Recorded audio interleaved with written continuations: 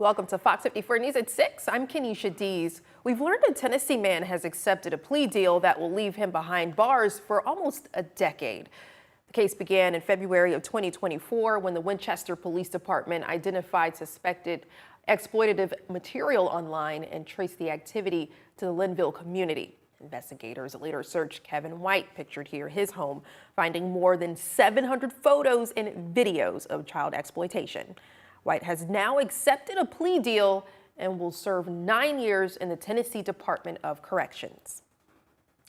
A Mississippi man was arrested in Scottsboro after leading multiple agencies on a chase. Authorities say the pursuit began Saturday morning after officers responded to a reported theft. The suspect, Michael White, pictured here, drove through a Zaxby's parking lot, a drive-through stand, a flower bed, and a business sign while running away north through Hollywood, Stevenson, and Bridgeport, all while pulling a 44-foot trailer, authorities say. His truck caught fire. You can see that picture right there during the chase, forcing White to stop near County Road 75 and US 72. He ran into the woods but was caught after a foot pursuit. The truck was destroyed, but some stolen items were recovered. White now faces multiple felony charges, including attempting to elude criminal mischief, resisting arrest, and theft, along with a reckless driving citation. A crash at the intersection of Highway 53 and Jeff Road left one person hospitalized. According to the Harvest Volunteer Fire Department, units were called around 8:20 last night to a two-car crash with entrapment. Once officials arrived on scene, they found one person trapped inside a car. HMZ provided medical care on scene. Here's a picture of it, while firefighters removed the driver's side door to free the trapped person. They were then transported to the hospital by ambulance. Their current condition unknown. Let's go out to Marshall County. Ooh, Jordan mentioned it in our last newscast, but this is a very ominous picture here. Lots of cloud cover, a little break in the sky, but a very gray. I'm joined now by Fox 54 Weather Impact Chief Meteorologist Jordan Dressman. We feel the warmth, but what can we expect for the rest of the evening? Yeah, we're going to continue to maintain that warmth across the Tennessee Valley through the rest of the evening, and then even as we head into the overnight. We're also in some capacity going to maintain the cloud cover. Now, the clouds did look very ominous through the course of the afternoon, but we never saw any rain across the Tennessee Valley, and I would anticipate that we're probably going to be dry through the rest of the evening and then as we head into the overnight. 66 degrees right now in Huntsville, 63 in Arab, 68 in Decatur, a little bit warmer across northwest Alabama, Lauderdale, Colbert, and Franklin counties. They saw a little more sunshine through the course of the afternoon, so they were able to see their temperatures climb more than everybody else. 71 right now in Florence, 70 degrees in Russellville. Cooler over in northeast Alabama. They saw more cloud cover compared to everybody else through the course of the afternoon, so their temperatures didn't rise as high. So naturally, they're already a little bit cooler this evening. 63 in Scottsboro, 62 degrees right now in Fort Payne. We're going to be warm as we head into the overnight. Temperatures only dropping into the mid-50s. Got a low temperature right around 55 degrees. No jackets needed for the Wednesday morning commute. Going to be way too warm for that. 59 degrees at 7, 61 by 8. We've already hit the average high temperature for early March by the time we get to the middle part of the morning. From there, temperatures are only going to continue to climb as we head into the afternoon, then as we head into the rest of the week as well. We'll talk about it in a couple of minutes. May not always be merrier in the case of Huntsville utilities. The Huntsville City Council weighing a major shift in how your local utilities are managed. It's after last Friday's work session where the Community Energy Resource Plan took center stage. The Huntsville Utilities Community Energy Resource Plan's recommendation is to consolidate the electric, water, and gas boards into a single unified governing structure. Currently, these three boards oversee each utility separately, but the new plan suggests a merger would streamline operations and strengthen oversight as the city grows. Fox 54's Logan Alexandra Russell breaks down what this means for you. For decades, Huntsville Utilities has operated under a tri-board leadership model. Separate boards for electric, water, and gas. It's a system that has served the Rocket City for generations, but as the city grows, some say the system needs to grow with it. It was an idea that was put out for us to consider. I'm not ready to sign off on it yet. I think their rationale was that consolidating three boards into one would be simpler. This is a very important process. It was actually part of a very big picture. Councilman Bill Kling says while simpler sounds good on paper, he's concerned about local control. He wants to ensure that any major decisions, especially those involving your wallet, stay in the hands of elected officials. But Huntsville Utilities says consolidation isn't a new concept. In a statement, the utility noted that consolidated boards are common across the state and are allowed under Alabama law. The move has already picked up support from the TVA, who tells us they support the utility's efforts to modernize. That brings us to the most important question for you. Will a smaller board mean a bigger bill? For Kling, that's the ultimate deal breaker. That is the bottom line that you just hit on, and that's what I'm looking at. And again, I think the city council needs to maintain control of the rates, and we do not delegate that over to any type of a 7-member appointed board. Kling describes the process as being in the bottom of the first inning. He says the public will have a chance to weigh in before any final decisions are made on how Huntsville powers its future. In Huntsville, Logan Alexandra Russell, Fox 54 News. Councilmember Kling also notes that despite recent cold weather spikes, Huntsville currently enjoys some of the lowest utility rates in the state, something he says he's determined to protect. A Limestone County judge set to hold a Zoom hearing tomorrow on the Belmina rock quarry dispute. Residents of Belmina have complained about noise, dust, and traffic disruptions due to the rock quarry for years. Attorneys for local churches and residents involved filed a motion last month saying the defendants violated court orders by moving crushing equipment to a new location, wiping out evidence. The hearing will determine whether the trial set for next month will be pushed back to allow the plaintiffs to collect new evidence. If you work on or near Redstone Arsenal, you may have experienced some traffic delays this morning. Just take a look for yourself. Drivers reported long backups at several gates as the Arsenal began stricter security checks today, requiring ID verification for everyone entering the post. The delays stretched to nearby roads, including Ziert Road near Gate 7. The increased security is expected to stay in place for at least 30 days. But Redstone has some tips to help make your morning commute more efficient. Before you pull up to the gate, make sure your back left window is rolled down. Make sure you have your credentials ready to be scanned. If you have anything in your car that may be suspicious, remove it. The U.S. Supreme Court has decided they will not take up Alabama's appeal in how panhandling laws are enforced. The case began back in 2020 when John Singleton challenged state laws criminalizing asking for help. Federal courts have already ruled the laws were unconstitutional, citing First Amendment protections. Southern Poverty Law Center attorneys say the decision is a win for free speech and ensures that Alabama cannot criminalize people for communicating their needs. Senator Katie Britt introduced Trey's Law at the U.S. Capitol today, a bill designed to block non-disclosure agreements in cases of child sexual abuse. The bill is named for Trey Carlock, who was one of several children sexually abused at a Christian summer camp in Missouri. They entered a settlement that included a non-disclosure agreement barring him from sharing his story. He died by suicide at the age of 28. I want you all to imagine going through something as severe as Trey, and then being too afraid to talk about it, even to your therapist, because of the confines that you believed had been placed on you by the people who were actually supposed to protect you. Anyone trying to silence survivors of these heinous crimes through contractual agreements, litigation, or otherwise is pure evil. Trey's Law unanimously passed Alabama legislature and was signed by Governor Kay Ivey last month.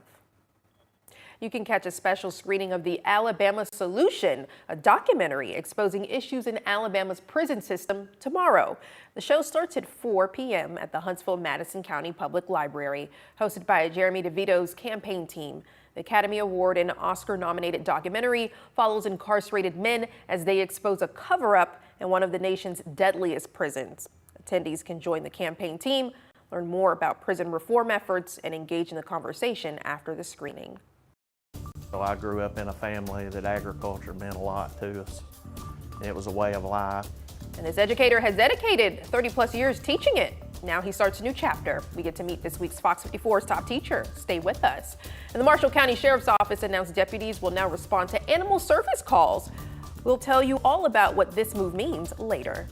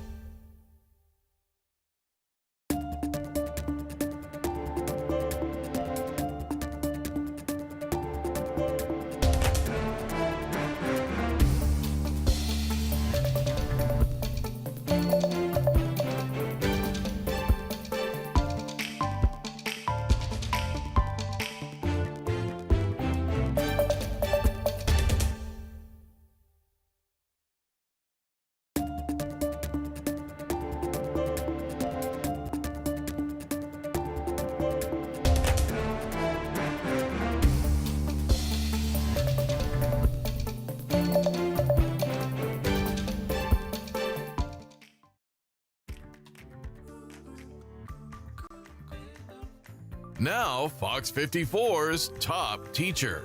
Sponsored by Calhoun Community College. This teacher woke up every day with a purpose and is to leave a tremendous impact on the people in his community. Just ask his peers. He's dedicated more than 30 plus years to agri-science, and Fox 54 happened to catch him on his last day last Friday. I'm honored to introduce this week's Fox 54's top teacher, Russ Gant from West Limestone High School.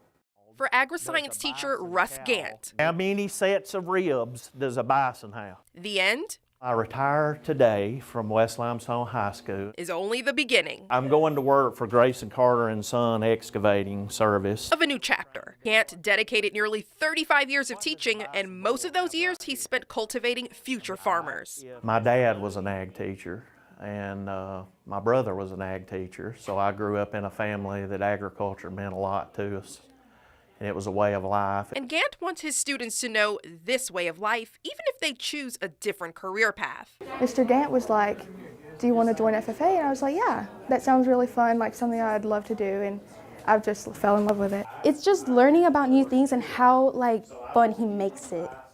About everything he talks about and everything from his past and how he teaches it today. It's just amazing. I love how much he cares about all of his students, and especially about us officers at West Limestone.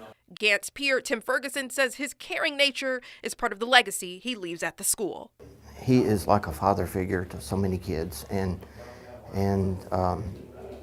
he's impacted me, and I couldn't think of anyone who, everyone's deserving, of course, but I just thought he was so deserving of it. It's been a long career, and I wish I could tell these young people that they need to be teachers, but I'm not gonna lie. Go find something else to do. Learn how to do something with your hands and go be a construction worker or a welder or electrician or a plumber.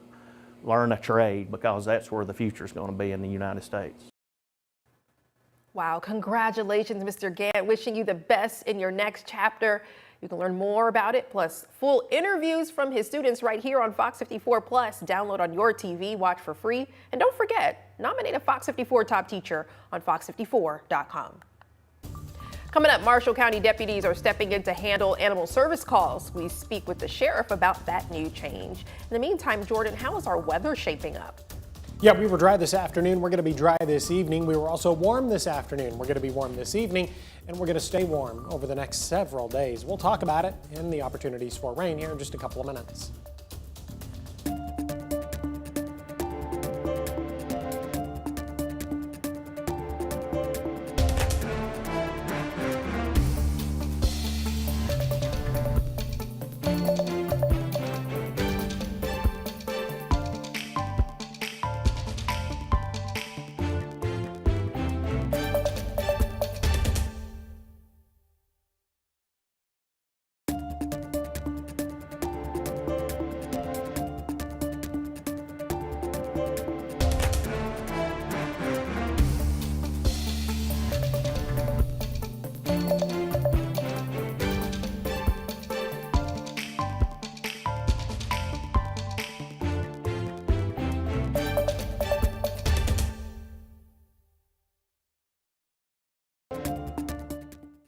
Did you know that you can get weather impact updates 24/7 on Fox 54 Plus? Here's how.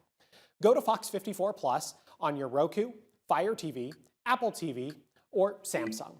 Once you're on the main screen, push the down arrow and click on the Fox 54 Plus Weather Impact 24/7 block. Here, you'll find radar, current temperatures and conditions, traffic cams, forecasts, and more, all available on demand. Want to get back to the main channel? Just push the down arrow and click on the 24/7 stream button. It's your weather impact updates 24/7 on Fox 54 Plus. Start streaming today.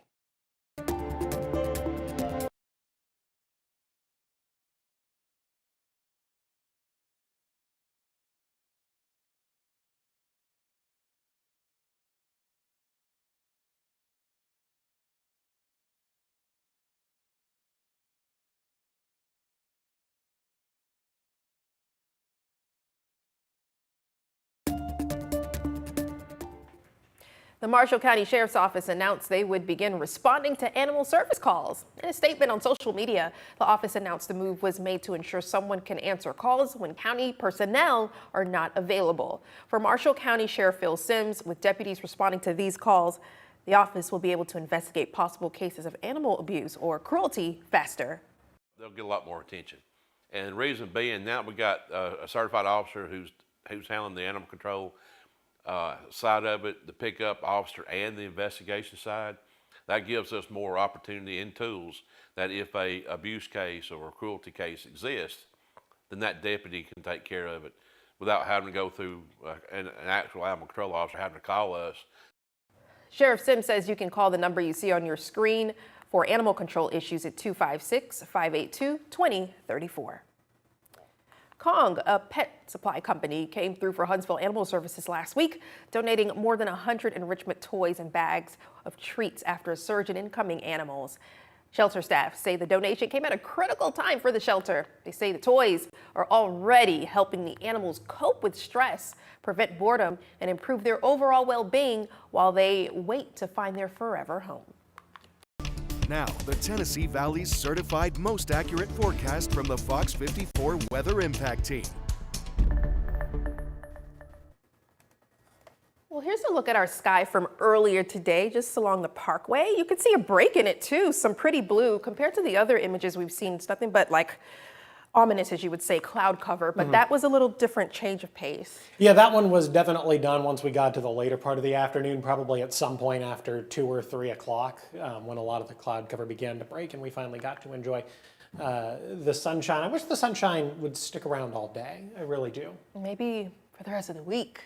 I wish, but unfortunately I'm the one that knows the answer to that question, and I don't like the answer to that question, which is kind of funny that I don't like the answer to that question because I'm the one that writes the forecast, which means I'm the one that determines the answer to the question. Despite the cloud cover that we had across the Tennessee Valley through the course of the afternoon, we never saw any rain across the area. Again, those clouds looked rather ominous through a good chunk of the day. They looked like they were going to provide rain, but they never did. Radar continues to look nice and quiet this evening, and I would anticipate that it's going to stay that way as we head into the overnight. But why did the clouds look ominous? Why did it look like it was going to rain this afternoon, but it never actually rained? Well, the clouds were thicker across the Tennessee Valley. When you're talking about a thinner cloud, you're talking about a cloud that the sunlight is able to pass through quite easily, so the clouds end up looking more white. But when you're talking about a thicker cloud, the sunlight isn't able to pass completely through the cloud, so the bottom of the cloud ends up looking dark.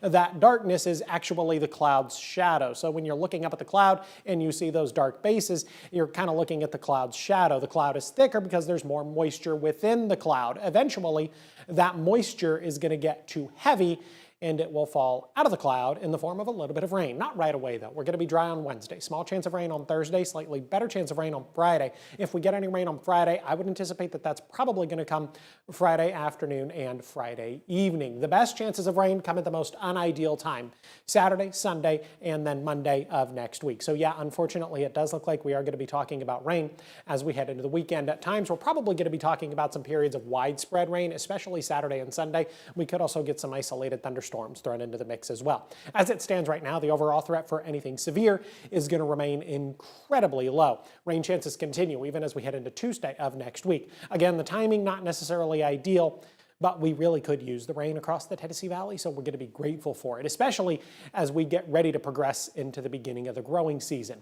Now, the cloud cover did keep some of us cooler today. East of the I-65 corridor, where we saw more clouds than sun, 72 in Huntsville. We only saw 68 today in Scottsboro, 70 degrees in Albertville. But west of the I-65 corridor, they were able to see more sunshine through a good chunk of the afternoon, so they were warmer than everybody else. Florence saw 78, Russellville saw 75, Moulton saw 74. Now, at the end of the day, if you saw 78, 72, or 68, all of these numbers are well above where we should be this time of year. The average high temperature is right around 61 or 62 degrees. We're still above that this evening. We're sitting in the 60s. A couple of folks holding on to the 70s.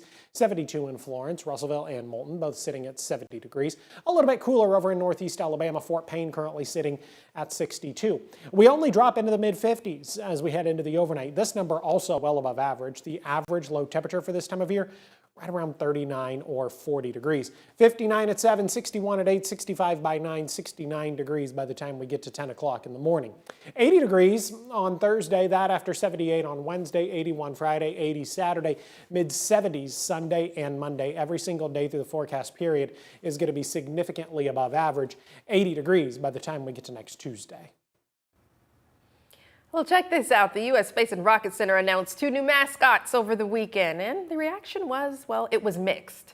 Fox 54 got the chance to catch up with one half of the yet-named twins that will represent the museum, with voting now open to select 3 possible choices: Artemis and Apollo, Percy and Celeste, or Nano and Nova. During their interview, one mascot and a center rep talked about the reaction from the public. You know, I have to say that we have had an absolutely hilarious couple of days. People have been so incredibly creative and funny, dying laughing at some of the comments and some of the reaction that we've gotten. We've talked through it a little bit. Yeah. And, you know, but we're really embracing individuality and our, you know, how special we all are. You know, we don't all have to look the same, but we can still be okay. I love the humor. Well, if you want to help select the new mascots' names, you can find the link to vote on fox54.com. The Atlanta Braves could be without one of their top players again. Find out why next in sports. Fox 54 Plus has your news, sports, and weather. Start your evening with Fox 54 at 5:30, delivering the latest headlines and live reports straight from the scene. Then stay informed with Fox 54 News at 9, featuring your Tennessee Valley certified most accurate weather impact team, tracking everything from tornado threats to traffic delays during severe weather. Fox 54 Sports Extra brings you more of what sports fans crave, with deeper insights, expert analysis, and all the action that matters most. On Fox 54 Plus, you'll also find Alabama politics, plus 24/7 weather radar and real-time forecasts to keep you ahead of the storm. Looking for a quick recap? Don't miss Fox 54 Week in Review, highlighting the biggest stories of the week. Jumpstart your morning with Morning Rush, fast-paced news updates featured with uplifting stories from across the globe. Get your entertainment fix with Getting Real, where we break down movie reviews, top 10 lists, and spotlight the newest film. Die Hard fan? Locked On Sports dives deep into the Crimson Tide, the Tigers, college rivalries, and pro action. True Crime Warrior Style? Killer Cases brings you gripping real-life stories that stick with you. Hungry for more? Cooking with Style serves up mouth-watering recipes that are easy to make and impossible to resist. From movie previews before you head to the theater with Take a Look, to must-know headlines from across the region and around the world with In the News. Watch all of these shows on demand and also on the Fox 54 News app. Available on Android and iOS devices. Streaming 24/7.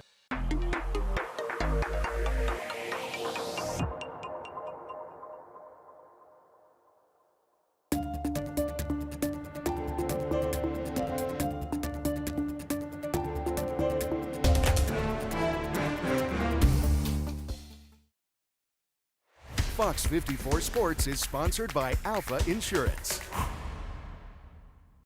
And good evening, everyone. As the 2026 MLB season approaches, the Atlanta Braves may be shorthanded once again.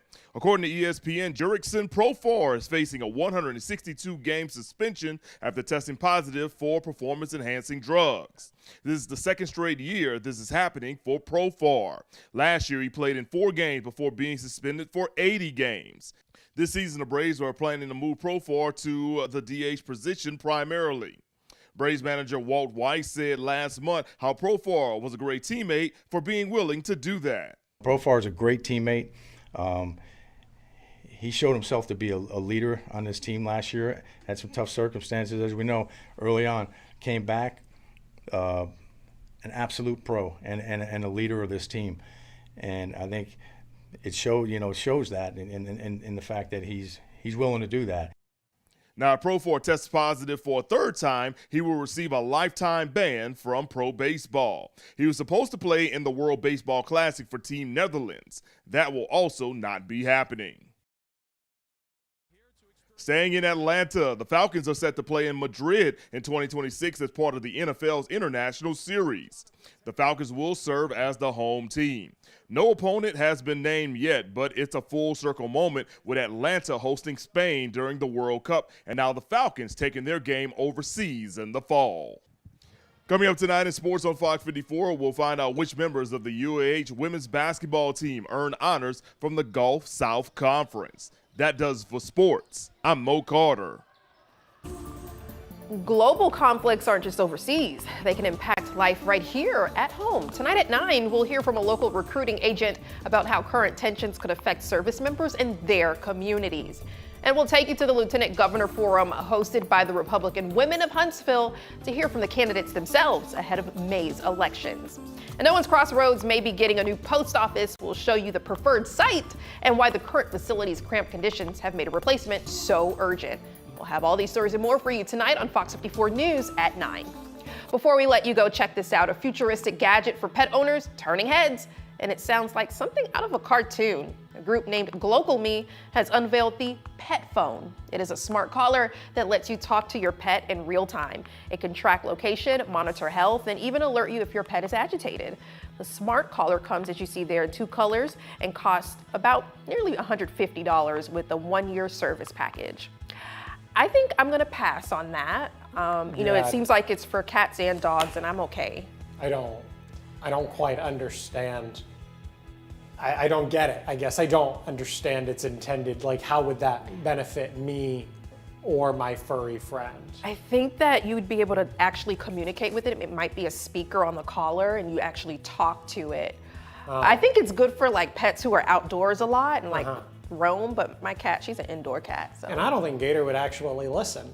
Even if he heard my voice coming out of essentially coming out of him, I don't think he would. I don't like this. Cats don't listen anyway, so I agree. See, so either way, Kenesha and I would get absolutely no benefit. I thought they were about to tell us that our dog would be able to talk. And Me too. I already had my reaction planned. I was going to be like, well, I've seen the movie Up before. Yes.